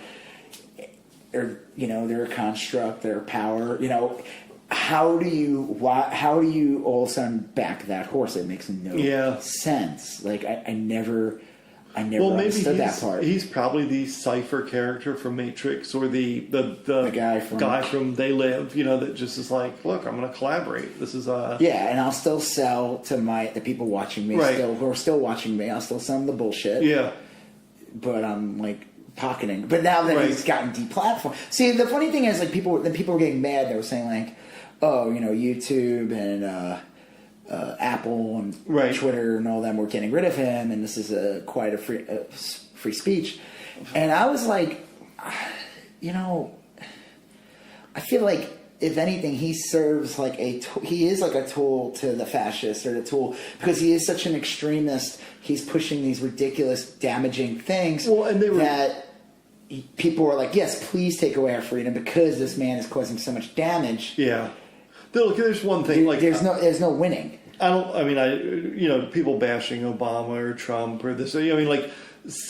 When you go into politics, you kind of like sign up for that to some extent. Yeah. Not to the extent that it happens at times, but like, I think the difference with Alex Smith is he went after like grieving, like real, you throw Alex Jones. Yeah, I'm sorry. Yeah, Alex Jones. Okay. He went after like real life grieving. I mean, that was just like so egregious and the Sandy Hook thing. Yeah, it's unapologetic. Like that, these people, like they not just lost like a 5-year-old or 6-year-old, but they had to move like 3 times. Yeah, it's like their kid is being killed every day. That's like next level. They don't get to mourn. They don't get to do the kids who in Parkland. The father in Parkland. It's like you don't get to mourn. You don't get to, because there's people who are profiting. So you know what? Maybe Apple was like, okay, well, we make money off of you. We don't want to make money off you because we don't want to be associated with you. Yeah. And you could say, well, you were making money with me already, and it's like, okay, well, yes, we were. Right. But look, we don't want to anymore. He bumped up his game. The Pizzagate thing was horrible. And when that guy came to investigate. Right. I mean, that was like real people that were like completely They don't even have a basement. Yeah, they're just like. But it's the most insane thing. I thought it was the craziest thing.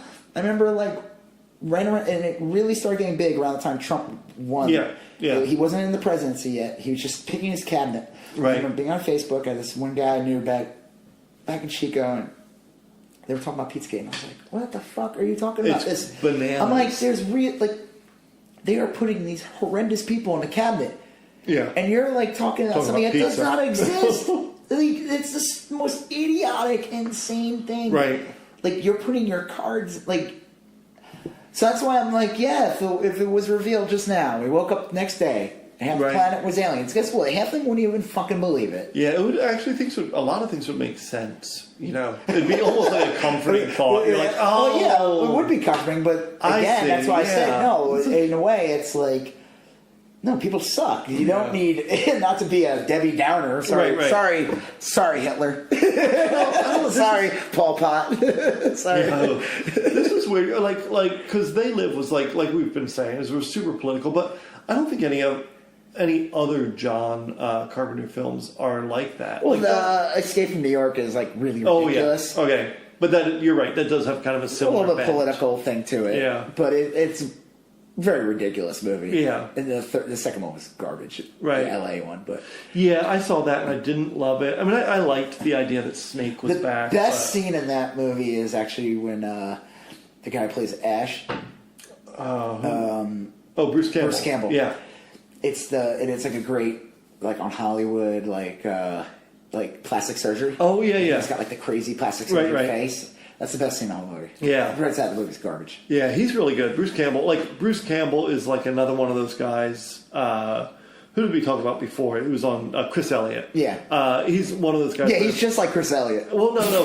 But he's like Chris Elliott in the sense that if he's got a huge cult following. If you see Bruce Campbell in something, you're like, okay, I'm going to see what's going on. Yeah, I'm going to stick around and watch this, regardless of what the movie is. Like, if Bruce Campbell shows up, right, or Chris Elliott. Yeah, or Chris Elliott. Now imagine if they both were in my head would explode. They should do a third Bubba Hotep. They never made a second. Well, they did. No. Yeah, they did. It never came out. It was it was the Mummy one. Did you saw it?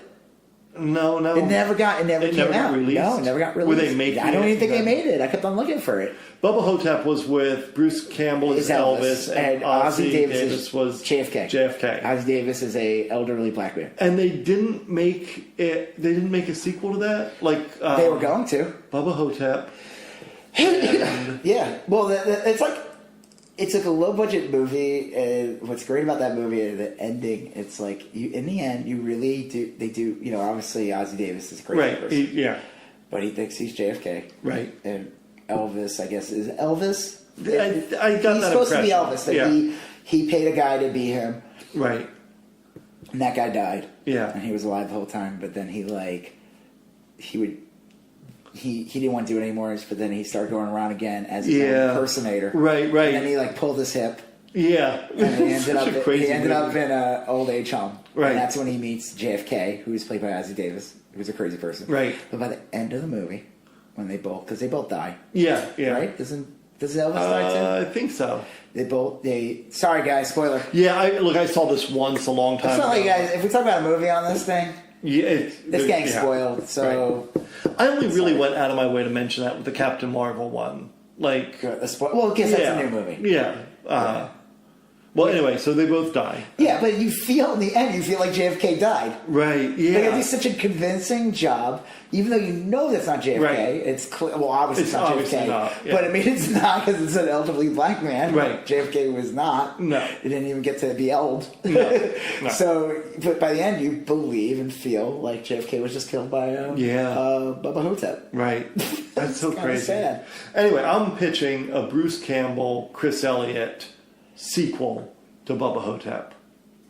I think that'll work. Go for it. I'm sure that he'll jump right on it. Chris Elliott's like, sign me up. Yeah, well, he probably would be. He's doing all kinds of stuff. Yeah, that's right. Schitt's Creek. Yeah.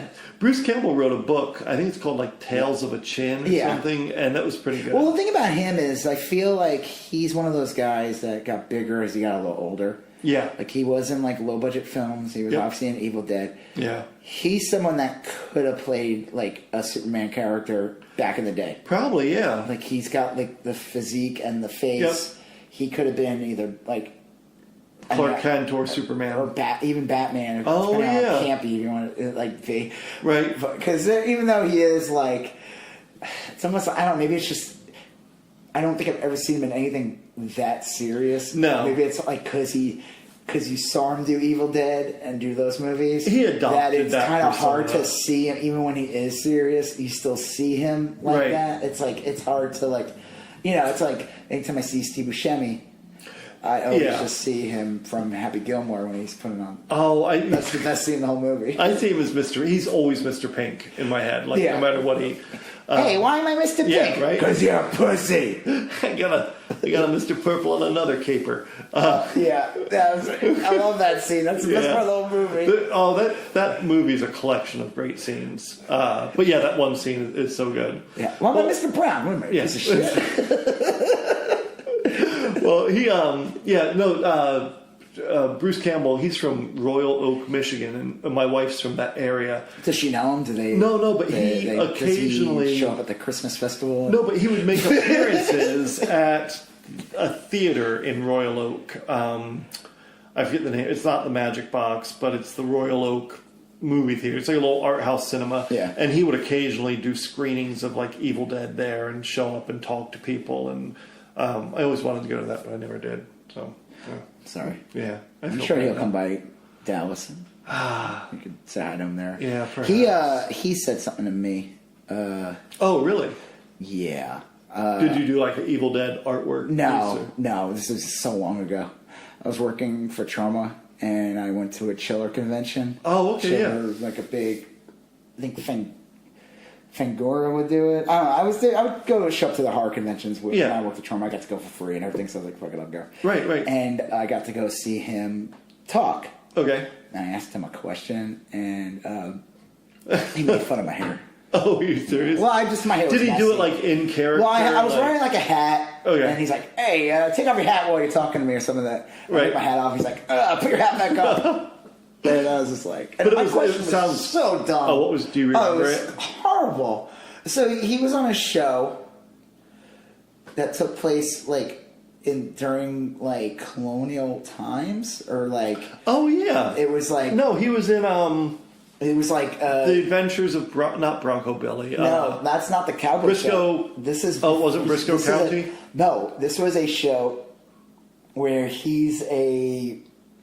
This is around the time Hercules and Xena was on. Oh, okay, yeah. And he was on a show where it's like around the time of American Revolution War. I'm not ringing a bell at all with this. And he... My God, I'm gonna... This was like when was Hercules and Xena out? That was 90s? Like early 90s. Okay. Early to late 90s. And was it like a historical piece? It's supposed to be like a TV. It didn't really last long. I'm going to look it up right now. Not, I'm going to get it. Just give me a second. You could edit this out later if you need to. Or just keep talking. All right, my question was so fucking dumb. It's like, really, this is a question. It's like the one time I met him. It's like, what was it like to work with Vern Troyer? Because Vern Troyer showed up in an episode of the show playing Napoleon. And this must have been... He was playing Napoleon because... Right, yeah. Napoleon was not 2 feet tall. Yeah. Vern Troyer was mini-me from Boston. Right. Rest and he just passed away not too long ago. Yeah, I think he might have killed himself. But oh, yeah, I do kind of remember that. I gotta find the show. It doesn't even matter. I'm not... Yeah, I don't recall this at all. Yeah. Oh, they go by years. Okay, good. Now I can find it. But... I always found that funny. It's like, that's why I hate meeting celebrities. Yeah. I always say like the wrong thing. Or it's like, it doesn't, like, they're not going to be your friend. Probably not. Like, I don't expect you to like, oh man, what did I say? Like, I remember like, Amy Sedaris's. Yeah. And I just like went to like a book signing. I don't ever do these things. We went to like this craft fair in New York. It's like Bus Magazine puts up these big ones. This is like over 10 years ago. Okay. And we picked up Amy Sedaris' cookbook, which I don't think we used once. Her brother's a writer too, Yeah, right? He did he's the a Me famous, Talk Pretty One Day. He's a famous writer. Yeah, he's like an NPR regular. I feel like. Yeah. He's got like that voice, NPR voice down. Right, he does. Yeah, I saw him speak actually. So you go to get your book signed, right? And they sign a book. And yeah. I was like, I don't know what I said to her. It didn't say anything, but she just like looked at me like. It's kind of hard to like visualize this, but just picture Amy Sedaris kind of just giving you a deer in the headlights look. Yeah. Like, okay, I signed your book. Move on. Like you moved your dog's water bowl, and the dog's like, go away now. Yeah. No, I saw Sedaris speak, and I saw him. Like shortly before, I saw Spalding Gray speak, and then he killed himself like a few weeks later. Oh damn! Oh yeah, but there's no relation. You didn't kill him. Oh, Jack of all trades was the show. I have no idea. It lasted 22 episodes. Jack of all trades. Was that like? Because did they block that with like Xena? Yeah, it was from like the same production company. Cleopatra 2525. Yeah, Sam Raimi's production company. Okay. That he did with his brother and like this other producer. Right. Yeah, they did all those shows and they filmed all outside of like New Zealand. I think. Yes. That's why a lot of the actors and stuff like their faces from New Zealand. Xena's from New Zealand. Yeah, Jack of all trades. It's an American spy stationed on the South Pacific Island in the early 19th century. Teams up with no-nonsense British agent to stop Napoleon's column. Oh, that writes itself. Yeah. I mean, like, I don't think... And of course, you cast Vern Troyer to play Napoleon. Yeah. And it was played straight, right? It was a serious... Yeah, it was very serious. Oh, yeah. It was nothing goofy or funny. It wasn't shot in like anything. The girl wasn't dressed like in a ridiculous outfit. Right. Not at all. It was like I felt like I was there. Right, yeah. I could see the boils on the people. I feel like I could see the boils on the people. Right. Like the unkept, the malnutrition. Everything was just captured perfectly. And the only actor who could pull that off was Bruce Campbell. Bruce Campbell. Yeah. All right, I think we've come full circle. Is this the end of the They Live? My God. Is this you watch They Live? I mean, okay, so like they've said they would remake this film. I mean, obviously they can't remake it. They can't. No. Not in a way that would have impact. They could do subtle hints. Like I would say one of the best in a modern. One thing I always liked about Marvel not Civil War, Captain America. Okay. Winter Soldier. Yes, great one. Yep. When they reveal that Hydra is running. Shield. Right. I thought that was amazing. Yeah, and they did a crossover with Agents of S.H.I.E.L.D. Right. Yes. Yeah. I thought that was probably like again, it's a Marvel movie, it's a comic, so it's like it's like 3 times removed from the effect that They Live with us. But I would say that kind of revelation was probably like the closest thing to like but I feel again it's like it's so escapist, it's so that it's so in the Marvel universe, and obviously there's no Hydra, there is no there is no Shield.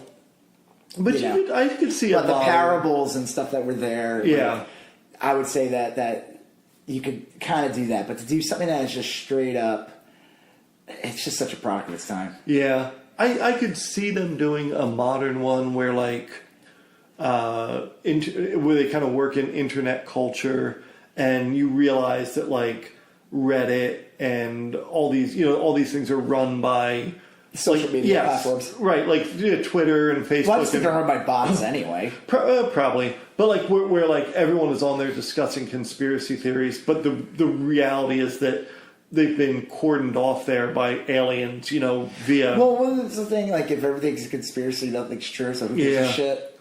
Did you ever read that book, Foucault's Pendulum by Umberto Eco?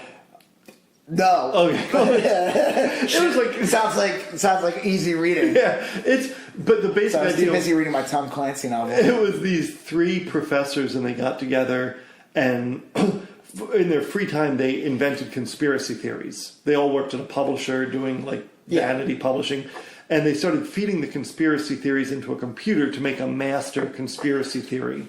And the joke was that it was true.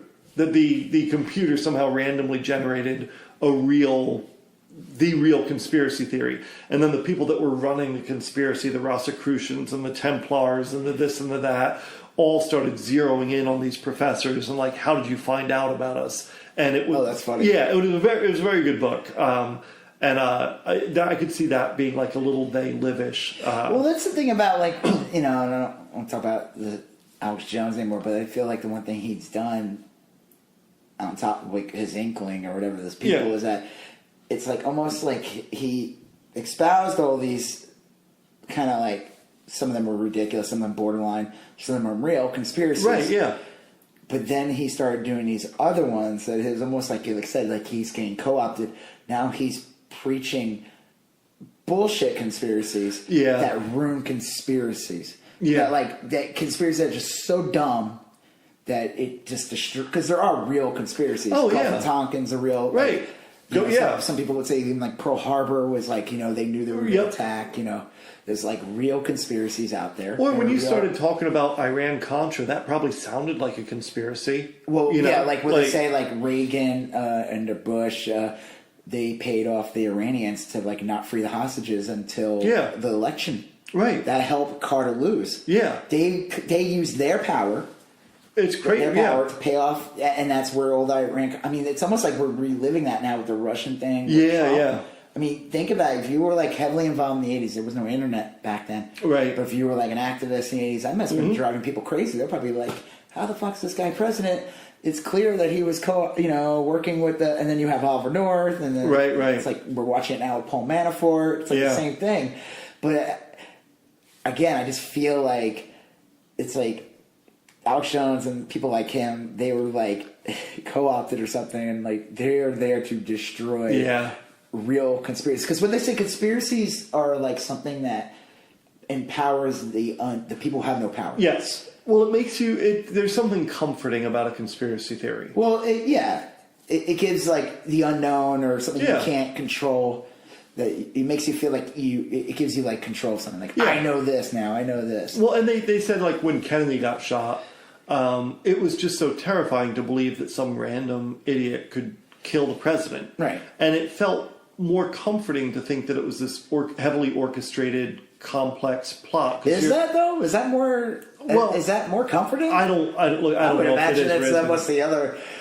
But I think it's more comforting to think that it was just some crazy person did it, and you just move on with your day. You're like, some guy shot him. We got him. Good job, Jack Ruby. Yeah. Well, I guess it depends on like how terrifying you find randomness to be. I think like maybe like we like in our modern age or whatever, and being maybe a little more secular, we probably don't mind randomness. We just sort of accept it. But you got to think in like the 60s and whatnot, people were still pretty heavily into like, God's plan and this is ordained. And I think randomness was really terrifying. That's why they were afraid of the Big Bang or, evolution and stuff like that. Right, that was just an accident. Yeah. It's not this plan. Some guy just get up one day just and be like, I'm going to make this great design. Well, what is Andrew Bird says, it's like we're just what happens when two substances collide. It's like, I mean... Well, that's what I said. Like, go back to... obviously, this is random, but like go back to the Future. Yeah. Where Marty McFly, life is an accident. Right. He would not exist. By going back and changing just one thing, he doesn't exist anymore. It's like you've screwed up. You're the butterfly effect. Your dad did something else that day. Right. A different sperm hit. A different person. But butterfly doesn't exist. I think like we're and maybe like some of us today are like much more accepting of randomness just because we accept it as like a scientific fact of life. Right. But I think that randomness was terrifying to people back in the day. I think it really was. I feel like, though, when you watch, this is why, and we're going to end this soon, but it's like going back to Captain Marvel. Yeah. Even like, or prequelitis. Right. Where some stuff that is random. Right. They have to explain it. Like the Force. Yeah. Yeah, like with the midichlorian thing. Or like even like how Nick Fury lost his eye. Or like how he came up with the name Avengers. Right. Or like how, it's like it's not an accident anymore. It's not just something that happened. It's like, I saw this airplane. Yeah. It's like, so what you're saying, like, I feel like prequels ruin, like there's always this like. They need to make sense of things when maybe it doesn't need to make sense. Yeah. Even like, like all the Star Wars prequels or even like the little movies they've done, their side stories, they always try to like tighten things up and like, it's like, no, don't, So Oh, All right, well. All right, They Live. I love this movie. Yeah. I would watch it again and again, and I'll track it down and watch the whole thing. I have it on DVD. I just have to put it in yeah. the DVD player. Well, I'll tell you, there's like Die Hard, Idiocracy. There's a few movies where if it's on, I'm watching it, and this is one of them. I'm like, when's it on? Like, I just feel like it doesn't get played. Yeah. That's conspiracy, man. Oh, yeah, They don't right. want you to know about They Live. Because once They you Live. see They Live, you wake up. You put on the glasses. Yeah. And then you just go about your day. Right. Eating meat out of a can. It says meat on it. Well, it's funny. Like, it's a lot of the movies we've talked about, like Running Man and Matrix and this one are all real similar. You know what I like? Okay. It's like Running Man. These movies, they just end. Yeah. Like, or Running Man, it's like, okay, well, we knocked it worked out. And right. then, like, he's kind of standing there. It's like, okay, well, what happens now? I don't know. It doesn't matter. Right. It's not like the world got better. Same thing with, like, Total Recall. Same thing. It's like, almost like, it's like a similar ending. Ronald's standing on top of, like, his mountain. Right. On top of his, like, victory. And just like, what's going to happen? I don't know. But the What one next? thing I liked about Hunger Games. Okay. This is like, wait, how do you go from that? Okay. The one thing I loved about Hunger Games, the last one, I didn't read the books, but I liked, there is one explanation. So, it wasn't just about beating Donald Sutherland, right? Right. His character, what was his name? Smell? I don't know. I think it was like President Smell or something. President Snoke. I think so. Snoke. Okay, so it wasn't about, but then there was like that woman. Right. And it was almost like, they could have just ended it where it's like, all right, we beat the Running Man guy. I mean, beat the Hunger Game man. Right. He's gone, and they could have just ended it right there as a victory. And instead, she takes out the next person. Yeah. Because she wanted to continue it. Right. And it was like, no, we're going to put they an had end that to it. meeting, and she's like, well, we'll just make them into the Hunger Games. And she's just like, no, like, right. it's like that. It's not just about taking over and continuing it. The cycle has to end. We're going to stop it. And I like that there was like this thing where she takes her out too. Yeah, I always found that kind of interesting. I didn't see this. I saw the first Hunger Games movie, but I don't. Oh, and I saw the second one. I didn't see the third one. You read the books, though, didn't you? I read all the books. Yeah. Okay. I taught 10th grade English for a year, and we read the Hunger Games. And there's a scene in the end of it because it wasn't originally going to be like a trilogy or whatever. Yeah. There's a scene in the end of it where the first book. I believe so. Gosh, I think so. Yeah. Where she talks about how like. In the future, they had kids, and life sucked. They were still poor and hungry and everything, and they used to talk, and they would warn their kids about the Hunger Games. Yeah. It became like a campfire tale or something. Right. That was another sad ending. Oh, like it didn't resolve anything. No, it didn't. The world was still real shitty, if I remember right. Well, yeah. Well, I mean, in the end of the movie, like I said, she's like back in her little farm or whatever. Right. And I guess she's just living the quiet life. I don't know if life is better or not. But I just found that interesting. It was like almost like the next step. It's like, well, hold on a second. Yeah, I want to right? take you out too because you're just as fucking evil. Yeah. You're just like nicer evil. Jennifer Lawrence gets the job done, right? Yeah, good job, Jennifer Lawrence. So yeah, I guess I don't know. I guess we're done. We're in full circle. We talked about They Live, right? Dwarf on Golf. Briefly. Yeah. Hunger Games. Jack of all trades, starring Bruce Campbell. Yeah, a little Bruce Campbell. We touched on Carpenter's Au revoir. Is that how you say that? Sure, whatever. Sure. Alex Jones, of course, big, and his product, amazing products you should check out. Oh, mercy! Like Man Milk. Umberto Eco's Foucault's Pendulum. Yeah, you didn't read Umberto Eco's something Pendulum? I think that was like a bestseller for a little while. I know, it just sounds so snobby. It does, oh, you haven't read Umberto Eco. It's like you like really stress the Umberto. Right. I would just be like, yeah, read that Umberto Eco. That's a tough one because like I'll tell you one of the things that drives me nuts is like when people say like when they'll pronounce Mexico as like Mexico, even though they're like they have no like substance of Mexico in it or whatever.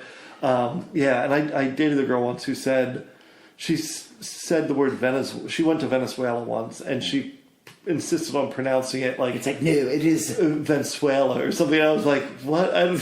like whatever. Yeah, so You win. You I won. got, like, You won. Here's your. that Umberto Eco book is only like 4. There's only 4 words in it, and I felt like a colossal prick. Like around the second word, I'm like, ugh.